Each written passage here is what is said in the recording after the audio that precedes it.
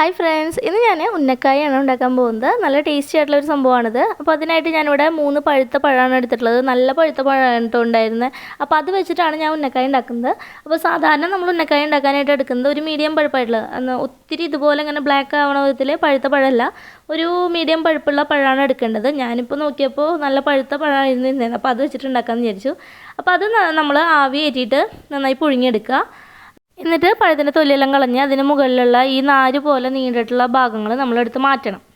അതിനുശേഷം പഴം കട്ട് ചെയ്തിട്ട് അതിനുള്ളിലുള്ള ആ ബ്ലാക്ക് ഭാഗമല്ലേ അതുകൂടി നമുക്കെടുത്ത് മാറ്റാം. അപ്പോൾ എല്ലാ പഴത്തിൻ്റെ ആ ബ്ലാക്ക് ഭാഗവും ആ നാരൊക്കെ നമ്മളെടുത്ത് കളഞ്ഞു. ഇനി നമുക്ക് ഇത് നല്ലതുപോലെ ഒരു പാത്രത്തിലിട്ടിട്ട് ഒന്ന് സ്മാഷ് ചെയ്തെടുക്കണം.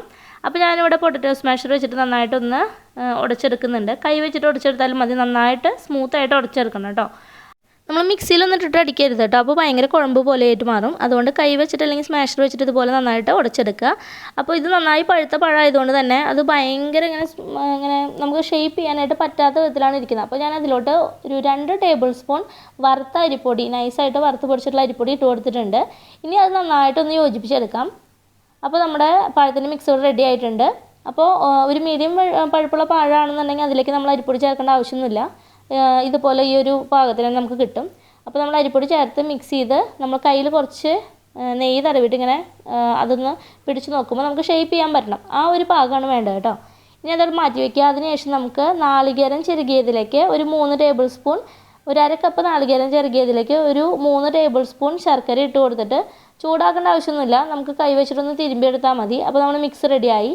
പിന്നെ അതിലേക്ക് നമുക്ക് ഓരോരുത്തരുടെ ഇഷ്ടത്തിനനുസരിച്ച് കാഷ്നട്ടൊക്കെ വറുത്തത് വേണമെന്നുണ്ടെങ്കിൽ അത് ചേർത്ത് കൊടുക്കാം.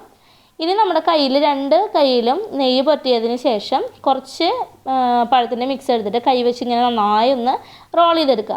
അപ്പോൾ നല്ല സോഫ്റ്റ് ആയിട്ടുള്ള ആ ഒരു മിക്സ് നമുക്ക് കിട്ടും. ഇനി അത് നമുക്ക് അടുത്ത കൈയിലോട്ട്, നെയ്യ് പുരട്ടിയിട്ടുള്ള അടുത്ത കൈയിലോട്ട് വെച്ചിട്ട് നമുക്കിതുപോലെ ഇങ്ങനെ പരത്തി കൊടുക്കാം. അപ്പോൾ ഒത്തിരി തിന്നും ആവരുത്, എന്നാൽ ഒത്തിരി കട്ടി കൂടാനും പാടില്ല കേട്ടോ.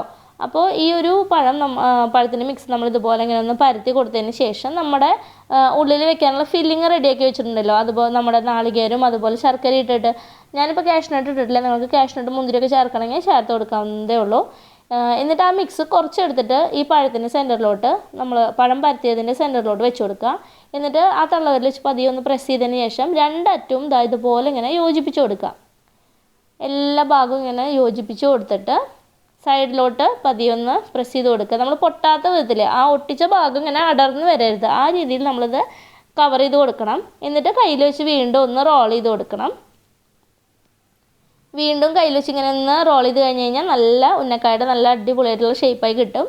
അപ്പോൾ നല്ല സോഫ്റ്റ് ആയിട്ടുള്ള മിക്സ് ആയതുകൊണ്ട് തന്നെ കണ്ടില്ലേ, പൊട്ടലോ അതുപോലെ ആ ഒരു ഷേപ്പിന് നല്ല ഫിനിഷിംഗ് ആയിട്ടുള്ള ഷേപ്പായിട്ട് നമുക്ക് കിട്ടും കേട്ടോ. കയ്യിൽ വെച്ച് നന്നായി ഇങ്ങനെ റോൾ ചെയ്ത് കഴിയുമ്പോൾ നെയ്യ് പുരട്ടിയിട്ട് വേണം നമ്മൾ റോൾ ചെയ്യാനായിട്ട്. അപ്പോഴാണ് ആ ഒരു ഗ്ലേസിങ്ങും ആ ഒരു ഭംഗിയൊക്കെ ഉണ്ടായിരിക്കുക.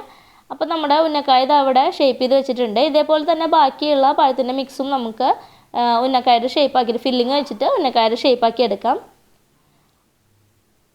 അപ്പോൾ ഇത്രയേ ഉള്ളൂ കേട്ടോ, വളരെ എളുപ്പമാണ് നമുക്ക് ഈ ഒരു ഷേപ്പ് ഉണ്ടാക്കിയെടുക്കാനായിട്ട്. കയ്യിൽ വെച്ചത് ഈ ഒരു റോൾ ചെയ്യുമ്പോൾ ആ 2 അറ്റവും ചെറുതായി ഒന്നിങ്ങനെ ചെറിയതായിട്ട് കൂർത്ത പോലെയായിട്ട് ഇരിക്കണം കേട്ടോ. ആ ഒരു രീതിയിലാണ് നമ്മളത് റോൾ ചെയ്തെടുക്കേണ്ടത്. അപ്പോൾ ബാക്കിയുള്ള പഴത്തിൻ്റെ മിക്സൊക്കെ ഞാൻ ഉന്നക്കായുടെ ഷേപ്പാക്കി എടുത്തിട്ടുണ്ട്. ഇനി നമുക്ക് ഇത് ഫ്രൈ ചെയ്തെടുക്കാം. അപ്പോൾ ഇത് ഫ്രൈ ചെയ്യുമ്പോൾ എന്ന് വെച്ച് കഴിഞ്ഞാൽ നമ്മൾ ഓൾറെഡി വേവിച്ചിട്ടുള്ള പഴവും അതുപോലെ അതിൻ്റെ ഉള്ളിൽ നാളികേരം ശർക്കരയാണ് കേട്ടോ. അപ്പോൾ വേറെ അങ്ങനെ ഒത്തിരി നമുക്ക് ഡീപ്പ് ഫ്രൈ ചെയ്യേണ്ട ആവശ്യമൊന്നുമില്ല. അതുകൊണ്ട് കുറച്ച് ഓയിൽ ഒഴിച്ചിട്ട് വേണം നമ്മളത് ഫ്രൈ ചെയ്തെടുക്കാനായിട്ട്. ഒത്തിരി ഓയിലിലേക്ക് കുറേ ഓയിൽ എടുത്തിട്ട് നമ്മൾ അതിലേക്ക് ഉന്നക്കായ ഇട്ട് കൊടുക്കുമ്പോൾ ചിലപ്പോൾ നമ്മൾ ഒട്ടിച്ച ഭാഗമൊക്കെ തുറന്നിട്ട് ഇങ്ങനെ പൊളിഞ്ഞു വരാനായിട്ട് ചാൻസ് ഉണ്ട്. അപ്പോൾ കുറച്ച് ഓയിൽ മാത്രം ഒഴിച്ചിട്ട് നമുക്കതിങ്ങനെ തിരിച്ചും മറിച്ചൊക്കെ ഇട്ട് കൊടുത്ത് മീഡിയം ഫ്ലെയിമിലിട്ടിട്ട് നല്ല ഒരു ഗോൾഡൻ ബ്രൗൺ കളർ ആവുന്നവരെ, അതിൻ്റെ നല്ലൊരു കളർ വരുന്നവരെ ഫ്രൈ ചെയ്തെടുക്കാം. അപ്പോൾ ഇത്രയേ ഉള്ളൂ നമ്മുടെ ഉന്നക്കായ എന്ന് പറയുന്നത്. അപ്പോൾ എല്ലാവരും ഒന്ന് ട്രൈ ചെയ്ത് നോക്കുക. ഇഷ്ടപ്പെട്ടു കഴിഞ്ഞാൽ ലൈക്ക് ചെയ്യുക. Thank you.